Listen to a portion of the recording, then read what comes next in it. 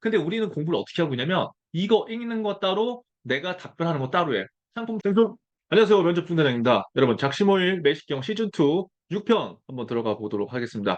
자, 우리가 지난번부터 지금 금리부터 뭐 대한대출, CX 다양한 것을 우리가 지금 이슈를 보고 있는데 지금 작심오일 매식경을 함께 하면서 여러분들이 해야 될 거는 바로 이거예요. 지금 경제 지식을 우리가 받아들이는 것만 막 좋아하면 안 돼요. 왜냐? 물론 우리가 금융권 취업을 위해서 또 금융권 취업이 아니라 일반 대기업이라든가 공기업에 가기 위해서 사회 경제 이슈를 아는 것은 굉장히 중요합니다. 하지만 그 아는 것을 어떻게 전달하는지가 우리가 면접장에서 보여줘야 될 거기 때문에 1차적으로 물론 우리가 너무 학습이 안 돼 있다고 한다면 이런 내용들을 아는 건 굉장히 좋아요. 하지만 아는 거에서 그치지 않고 여기에서 내가 어떻게 이런 것들을 활용할 수 있을지를 여러분들이 확인을 해 보시고 매식경 시즌2를 함께 하신다면 여러분들의 효율은 굉장히 극대화가 될 거예요.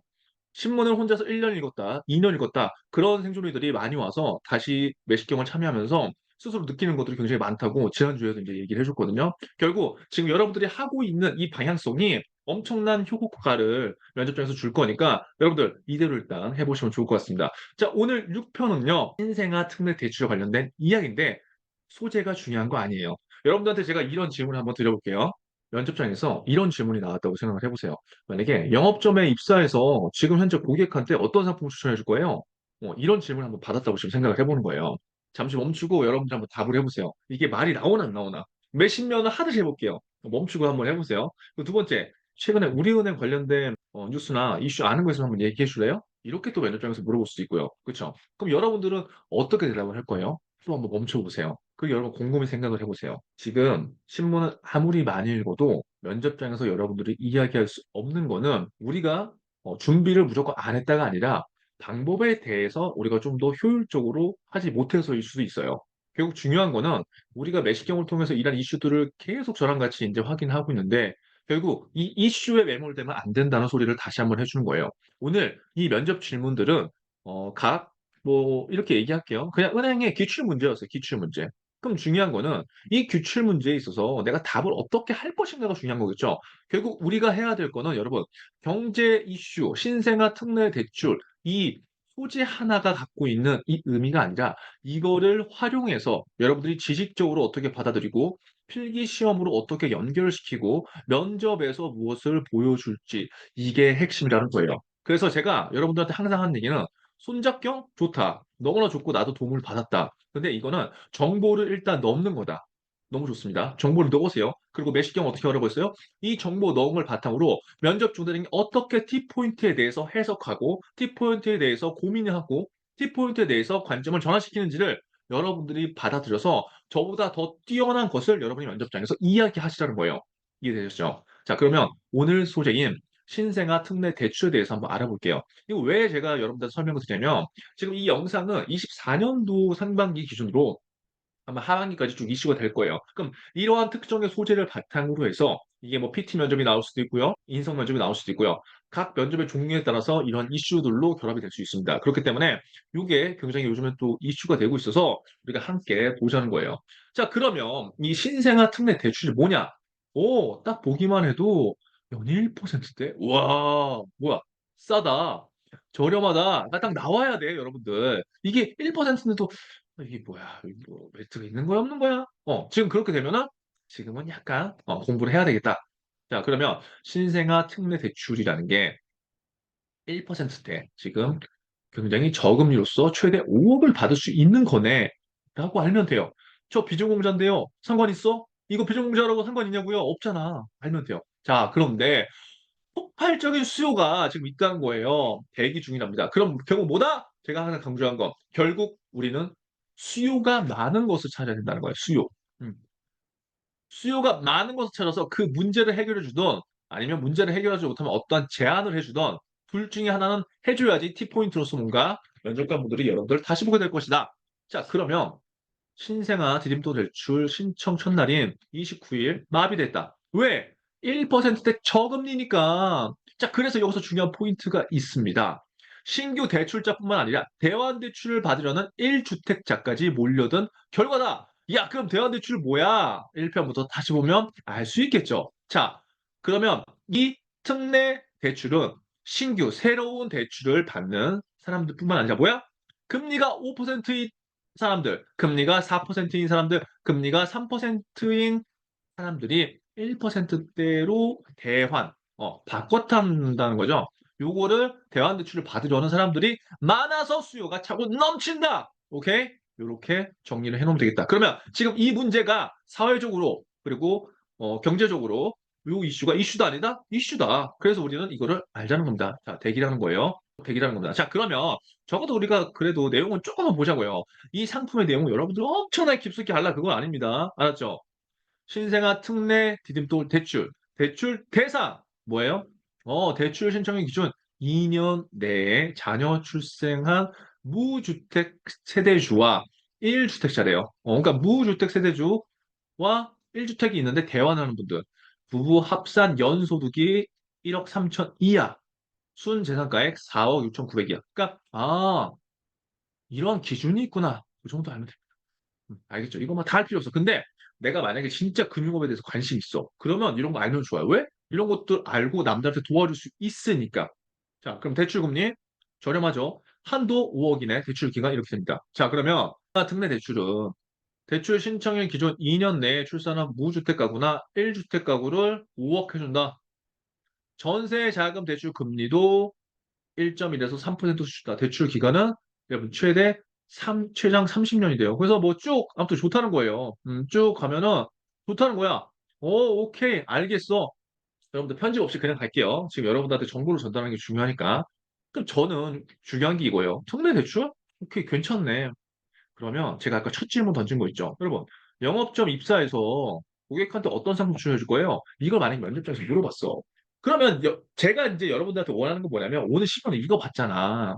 이거 봤잖아요. 그러면 이거를 활용하라는 거예요. 이거를.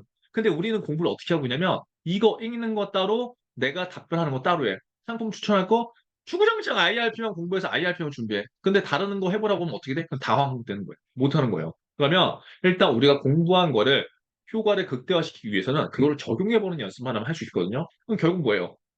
고객한테 지금 어떤 상품 추천해 줄 거야라고 했을 때 신생아 특례 대출에 대한 상품 활용 방법을 알려주면 된다는 거지.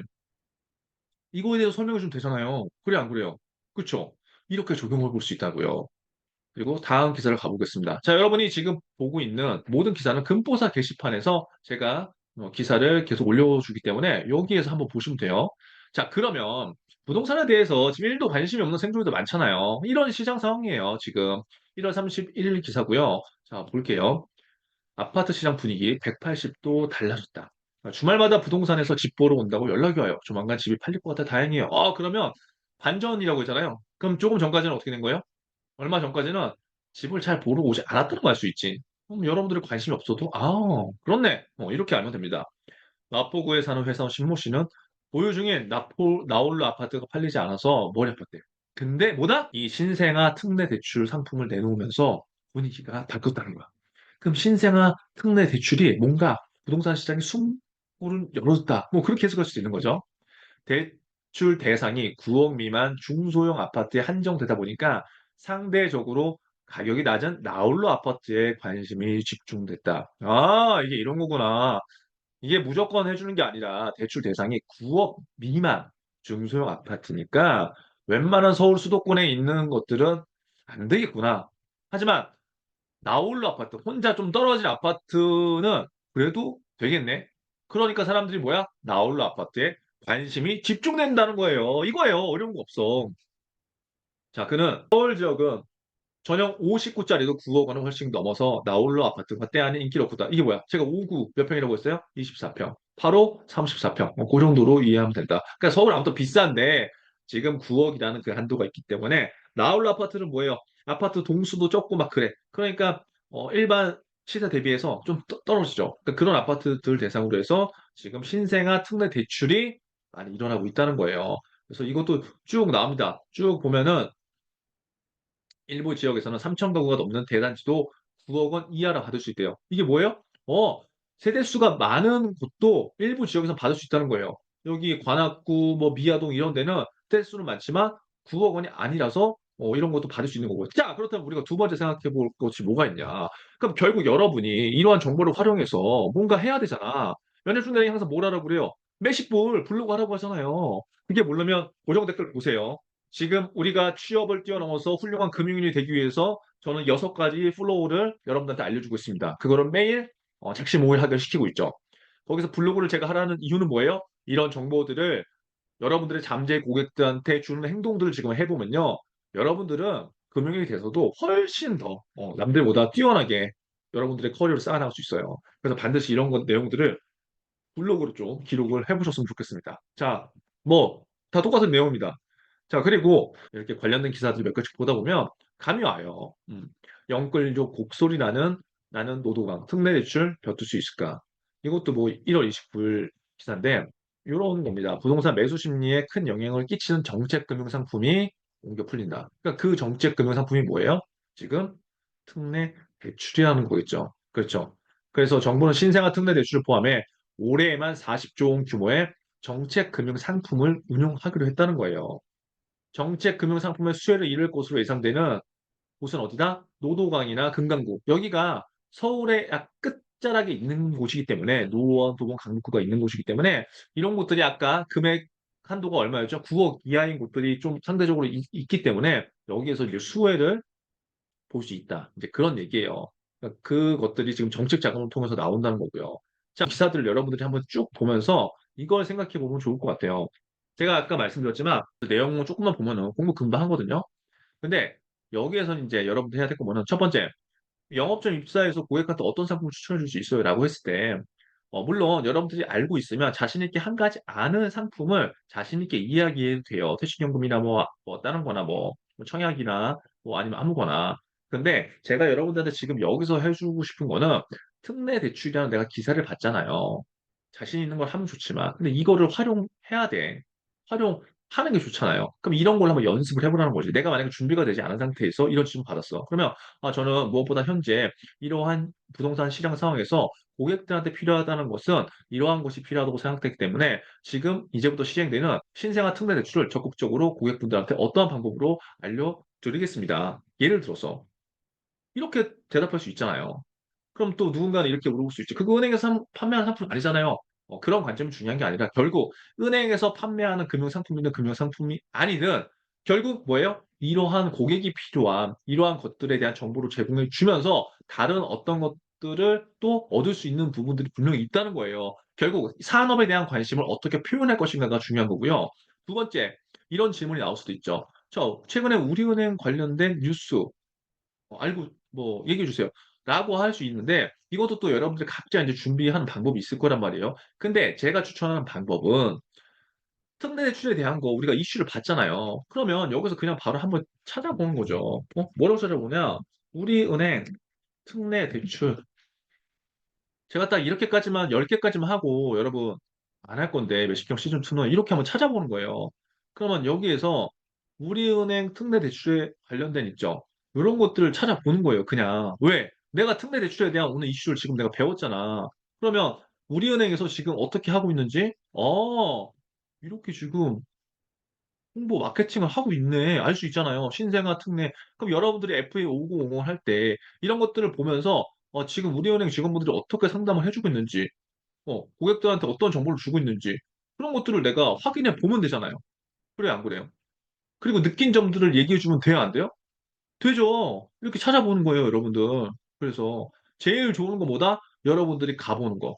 가보는 게 제일 좋다. 무슨 말인지 알았죠? 그러면 두 번째도 어떻게 되냐면 최근에 우리은행 관련 이슈에 대해서 이렇게 그냥 얘기를 해볼 수 있는 거죠. 제가 최근에 무엇보다 관심 깊게 살펴보고 있는 것은 부동산 시장에 대한 이야기인데 특히 우리은행을 이용하는 많은 고객분들이 부동산에 대해서 관심이 많을 수밖에 없다고 생각된다. 그래서 그런 서민분들한테 이러한 유용한 정보를 제공해주고 싶고 또 FA5050을 해보면서 신생아 특례 대출에 대한 이러한 장단점들이 있었고 이런 것들을 나는 간접적으로 블로그에 어떻게 마케팅을 하면서 이런 것들을 배우고 있다.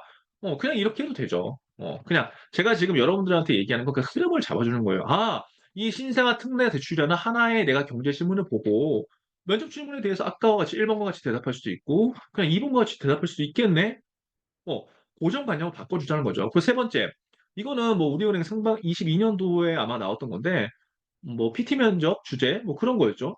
유소년 금융 플랫폼의 전략 제안, 유소년 금융 플랫폼 전략 제안, 아니면 유소년 뭐 리브랜딩 전략 제안, 아니면 우리은행 새로운 고객 유치 방안. 예를 들어서 있잖아요.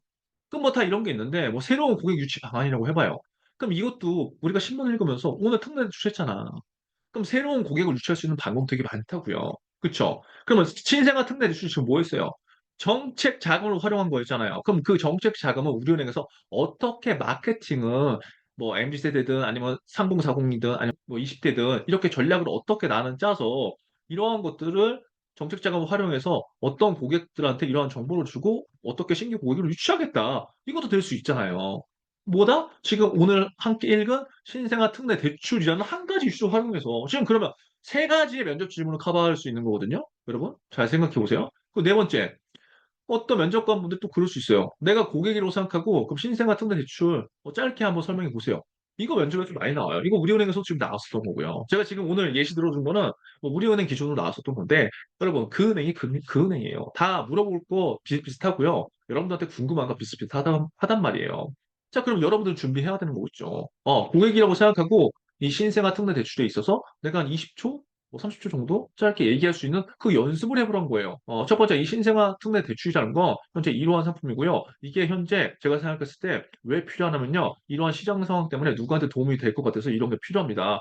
이러한 기능들은 짧게 이런 게 있는데요. 이런 것들을 저는 진짜 도움이 필요한 분들을 위해서 제 블로그를 통해서 이렇게 마케팅과 미리 잠재 고객 확보를 해보고 있습니다. 예를 들어서 그냥 이렇게 한번 해보자는 거지.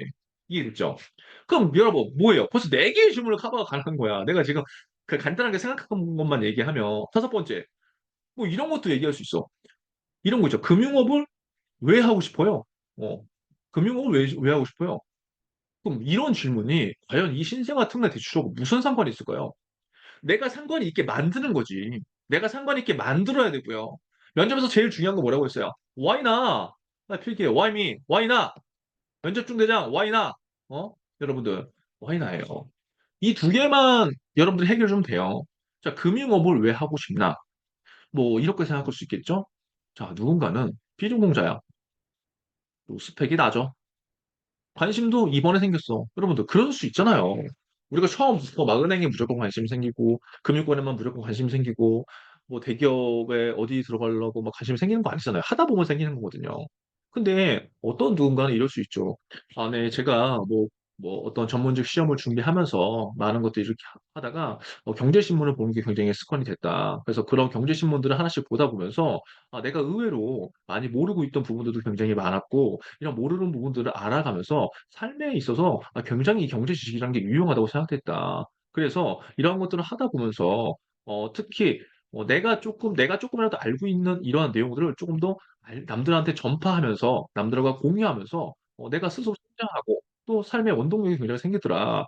요즘에는 내가 알고 있는 이 신생아 특례 대출이라는 굉장히 큰 이슈가 있는데 이런 이슈들을 내 블로그를 통해서 아니면 내 주변 지인들을 통해서 이런 정보를 주다 보면서 지인들한테도 굉장히 신뢰성 있는 사람이라고 또 인식이 되고 또 그들이 나한테 금융인이라는 그러한 정체성을 좀 심어주더라.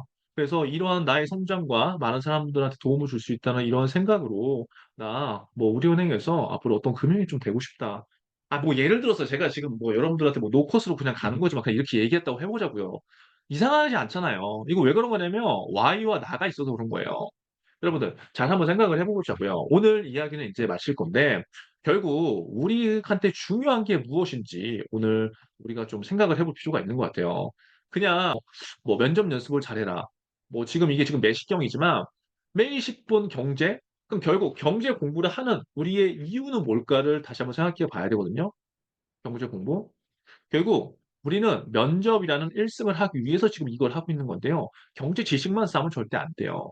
그래서 앞으로 남은 4개 정도는 이런 식으로 기출에 나온 문제를 바탕으로 해서요. 그 문제를 바탕으로 해서 여러분한테 기사 읽는 방법을 지금 이렇게 해줄게요. 저도 완벽하지 않아요. 하지만 이렇게 생각하려고 노력을 하는 거예요, 그냥. 그래도 여러분의 생각보다 제 생각이 좀 더 나을 수 있을 거고요. 그리고 이렇게 어디서 학습을 하는 지금 무슨 학원들이나 그런 데가 없기 때문에 이렇게 여러분들이 사고하는 연습을 드린다면 면접장에서 분명히 차별화가 되지 않을까요? 그래서 오늘 영상 시청해 보시고 여러분들이 댓글로 여러분들의 미션 있죠, 미션. 미션 인증해 보시고요. 이렇게 하나하나씩 쌓아 나가셨으면 좋겠습니다. 여러분, 지금 작심월 매식경과 작심월 매식면이 영상으로 제가 하나하나씩 격추 올려드리고 있죠. 요것만 잘 꾸준하게 해도요. 여러분 취업요 걱정 없이 할 수 있습니다. 아시겠죠? 이 필살기, 진짜 필살기는요. 여러분들이 지금 단단하게 쌓아가고 있는 이 과정에서 지금 나와요. 절대 흔들리지 마시고요. 남은 2월도 올해 힘차게 달려봤으면 좋겠습니다. 자, 그리고 제가 한 가지 좀 아쉬운 게 있어요. 여러분, 좀 많이 여러분 주변 친구들한테 알려주세요. 이거 제가 얘기했지만 여러분들이 다른 친구들한테 많이 알려주면 알려줄수록 여러분들 고마워할 거예요. 아시겠죠? 그래서 작심올 매식경, 그리고 작심올 매식명 이거 다 활용해보면서 우리 진짜 취준 우울하게 하지 말자고요. 성장하면서 좋은 커뮤니티를 만들어 가봤으면 좋겠습니다. 여러분, 오늘도 힘내시고요. 내일 돌아오도록 하겠습니다. 생존!